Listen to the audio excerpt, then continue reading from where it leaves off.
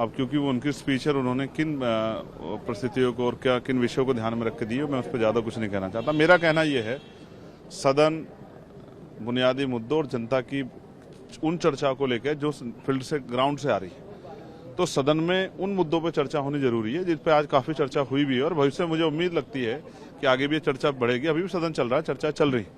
तो कई चीज़ें ऐसी हैं जो रोजगार से जुड़ी हुई है, जो डेवलपमेंट से जुड़ी हुई हैं, जो महिलाओं के सशक्तिकरण और उनके जो है सुरक्षा से जुड़ी हुई हैं, या फिर जो है जिस तरह से 70 साल बाद भी आज़ादी की और बहुत सब कुछ जो बदलाव नहीं हुआ, उन सबसे जुड़ी चीज़ों पे चर्चाएं हो रही है और ये एक अच्छा है। हम भी कल अपनी बात रखेंगे, अपने क्षेत्रों की बात रखेंगे।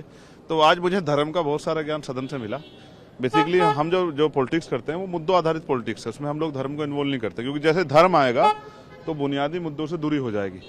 तो मेरा ये मानना है, मैं कोशिश कर रहा हूँ सीखने की, और मुझे उम्मीद है कि जब हमें मौका मिलेगा तो हम बुनियादी मुद्दों पे किसान, मजदूर, दलित, बैकवर्ड, माइनॉरिटी और तमाम तरह से जो बुनियादी जो मुद्दे हैं, रोजगार हो, डेवलपमेंट हो या जो है इंडस्ट्री हो रहा, उन सब पे बात रखेंगे और इसी के लिए हम लोग यहाँ लोकसभा में चुन के आए।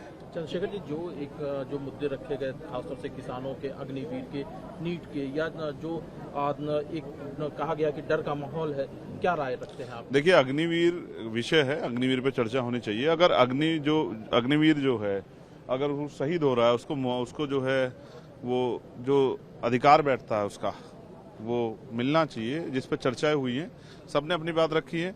सबसे ज्यादा जरूरी मेरे लिए आज की पीड़ा नौजवान होने के नाते वो बेरोजगारी की है।